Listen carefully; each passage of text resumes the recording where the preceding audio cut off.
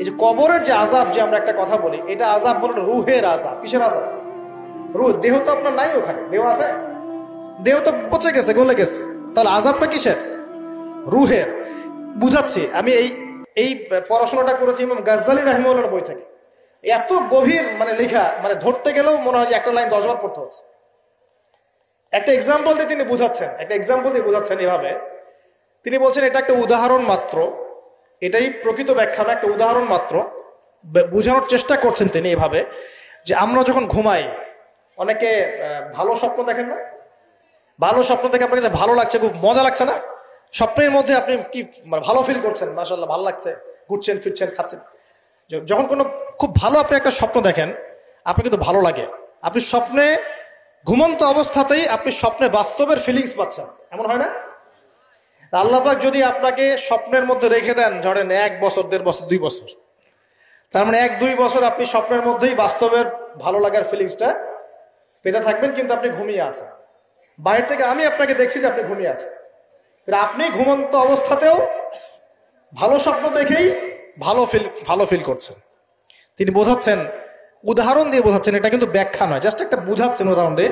আল্লাহ পাক যখন শহীদদের রূহগুলোকে জান্নাতে রেখে দেন, জান্নাতে তারা এইভাবে রূহগুলো ঘুরতে থাকে, ফল ফলাদি খেতে থাকে, পাখির মধ্যে রূহ দিয়ে দেন, সবুজ পাখি, এই পাখি উঠতে থাকে, তারা ভালো ফিল করতে থাকে।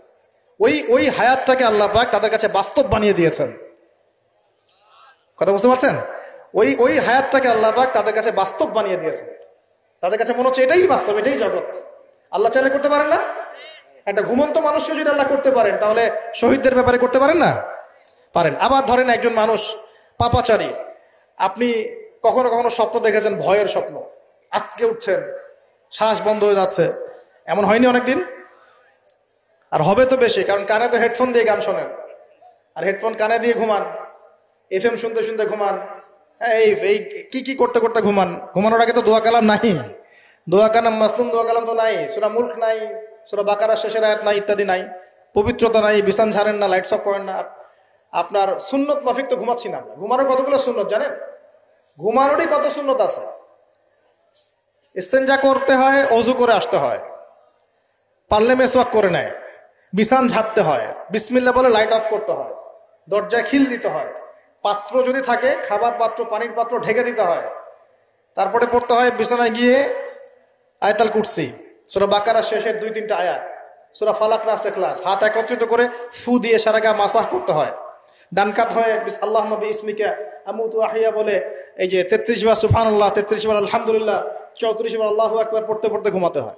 কয়জন জানে কয়জন ঘুমানোর সুন্নত? ঘুমানোর আগে এখন কানে হেডফোন, ব্লুটুথ, হাবি জাবি এইসব দিয়ে যুবকরা ঘুমাচ্ছে। প্রতিটা কাজ নবীর সুন্নত মতো করার চেষ্টা করবো, আল্লাহ পাক তৌফিক দান করুন। এই যে 9 নম্বর ওয়াদা করেন, জীবনের প্রতিটা কাজ নবীর সুন্নাহ মতো করবেন। রাজি আছেন ইনশাআল্লাহ? একদম চেহারা থেকে শুরু হবে, চুল দাড়ি পোশাক আশাক থেকে শুরু হবে। আল্লাহ পাক যত উপরে নিয়ে যাবেন, আপনি যেখানেই যান নবীর সুন্নত বাস্তবায়ন করবেন ইনশাআল্লাহ। আল্লাহ পাক তৌফিক এনায়েত করুন, বলি আমিন। মনে করেন খারাপ স্বপ্ন দেখছেন, খারাপ স্বপ্নে এখন আপনি কষ্ট পাচ্ছেন, দেখছেন যে পানিতে ডুবে যাচ্ছেন, দেখছেন যে আপনি আগুনে পড়ে যাচ্ছেন, নাউজুবিল্লাহ, দেখছেন যে আপনি হয়তো কেউ আপনার শ্বাস গলা চিপে ধরেছে ইত্যাদি, মানে আপনি কষ্ট পাচ্ছেন। বাহির থেকে কিন্তু আমি আপনার কষ্ট বুঝতে পারবো না, পারবো? আপনি ঘুমিয়ে আছেন, ঘুমিয়ে আপনি কষ্ট পাচ্ছেন। এখন এই ঘুমন্ত কষ্টের স্বপ্নটাকে আল্লাহ পাক যদি 5 বছর লম্বা করে দেন, পারবেন কিনা? আল্লাহ পাক পারেন কিনা? 5 বছর ঘুমিয়ে আছেন আপনি, উঠতে পারতেছেন। এখন এটা হয় না, আল্লাহ চাইলে পারেন, সম্ভব কিনা? আল্লাহ পাক 309 বছর ঘুম পাড়া রাখেন নাই মানুষকে? আছে না দলিল? কোরআনে আছে না?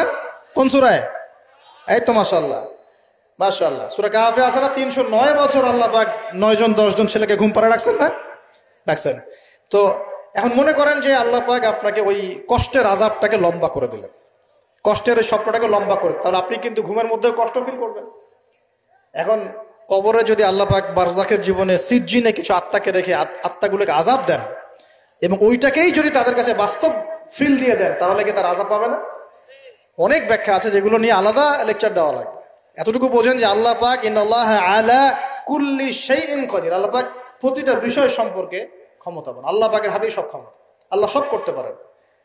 যে আল্লাহ পাক আমাকে শ্বাস নেয়ার ক্ষমতা দিচ্ছেন, নিঃশ্বাস নিচ্ছি, একটা নিঃশ্বাসের দাম কি অন্য কেউ দিতে পারবে? যে আল্লাহ পাক এনভায়রনমেন্ট, বায়ুমণ্ডলের মধ্যে নাইট্রোজেন গ্যাস দিয়ে দিয়েছেন, এই গ্যাস কি কে দিয়ে, অন্য কেউ দিয়েছে? যে আল্লাহ পাক শ্বাস নেওয়ার জায়গা দিয়েছেন, আমাদের হার্ট পাম্প করছে, জন্মের সময় থেকে পাম্প করছে, এখন পর্যন্ত থামে নাই, একদিন 1 মিনিটের জন্য থেমে গেলেই শেষ। এটা কে চালু করে রেখেছে? যে আল্লাহ এত কিছু করতে পারেন, সেই আল্লাহর পক্ষে নবী সাল্লাল্লাহু আলাইহি ওয়াসাল্লামকে তার কাছে নিয়ে যাওয়া, এই আযাবগুলো দেখানো এমন কঠিন কিছু? এগুলো নিয়েও এখন মানুষ প্রশ্ন তোলে। ইমান কোন জায়গায় চলে গেছে চিন্তা করেন। তো এখানে নবীজি অনেকগুলো শাস্তি দেখেছেন, তার মধ্যে একই পাপের কারণে তিনটা শাস্তি দেখেছেন। কয়টা ভাই? এই সেই বিখ্যাত পাপের নামটাই হচ্ছে সুদ। কি নাম সেই পাপের? একবার দেখেছেন কিছু লোককে রক্তের নদীতে ফেলে দিয়ে মাথা ফাটিয়ে দেওয়া হচ্ছে। জিজ্ঞাসা করলেন এরা কারা? জিবরাইল আলাইহিস সালাম বলছেন এরা আপনার উম্মতের সেই সব ব্যক্তি যারা সুদখোর ছিল। রক্তের নদী কেন? কারণ রক্ত চুষে খাইতো তারা মানুষ। মাথা কেন ফাটাই দেওয়া হচ্ছে? কারণ এই মাথা দিয়ে বলেছিল ইন্নামাল বাইউ মিসলুর রিবা, ব্যবসা সুদ একই জিনিস। এই শয়তানি মাথা থেকে বেরোছে, এই কারণে মাথা ফাটিয়ে দেওয়া হচ্ছে। আর একটা শাস্তি দেখেছেন, তারা পাথর খাচ্ছে, পাথর, বড় বড় পাথর খাচ্ছে, পিছনের রাস্তা দিয়ে পাথর বের হয়ে যাচ্ছে। জিজ্ঞাসা করলেন কাদের কি কারণে শাস্তি দেওয়া হচ্ছে? জিবরাইল আলাইহিস সালাম বললেন এটাও সুদের কারণে। আরেকটা দেখলেন যে এক ব্যক্তি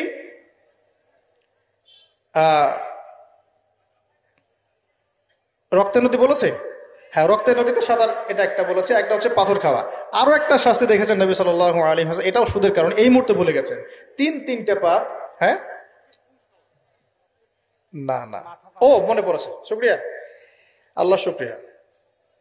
3 নাম্বারটা দেখেছেন তিনি, যে কিছু মানুষ শুয়ে আছে আর এই পেটটা, এই বাড়ি, আমাদের বাড়ি যেমন উঁচু, বাড়ির মতো উঁচু হয়ে আছে পেটটা, আর পেটের ভিতরে অজগরের মতো বড় বড় সাপ কিলবিল কিলবিল করছে। এই 3টা শাস্তি তিনি দেখেছেন। দেখে জিবরাইল আলাইহিস সালামকে বলছেন এই 3টা শাস্তি কি কারণে? 3টার ক্ষেত্রেই জিবরাইল আলাইহিস সালাম বলেছেন সুদের কারণে, সুদের কারণে, সুদের কারণে। আল্লাহ পাক আমাদেরকে হেফাজত করুন বলি আমি। 10 নাম্বার নিয়াত, আমরা সবাই হালাল খাওয়ার চেষ্টা করবো ইনশাআল্লাহ। আমরা হারামের দিকে যাব না ইনশাআল্লাহ। হালাল রিজিক আল্লাহ যতটুকু দিবেন এতটুকুতে সন্তুষ্ট থাকবো ইনশাআল্লাহ। এবং যদি আমি সামর্থ্যবান হই, ধনী হতে আল্লাহ পাক নিষেধ করেন নাই, ধনী হতে আল্লাহ নিষেধ করেন নাই, ব্যবসা করতে নিষেধ করেন নাই, ধন সম্পদ আল্লাহ পাক অর্জন করতেও নিষেধ করেন নাই, কিন্তু দুনিয়ার পূজা করতে আল্লাহ নিষেধ করেছে, দুনিয়ার মোহে ডুবে যেতে আল্লাহ নিষেধ করেছেন। সম্পদ ওসমান রাদিয়াল্লাহু আনহুরও ছিল, কিন্তু সেই সম্পদ তিনি তার প্রয়োজনে যতটুকু লাগতো এতটুকু ব্যয় করতেন, বাকিটা আল্লাহর রাস্তায় ব্যয় করতেন। ওসমান রাদিয়াল্লাহু আনহুর মতো ধনী হতে কোনো সমস্যা আছে? আপত্তি আছে?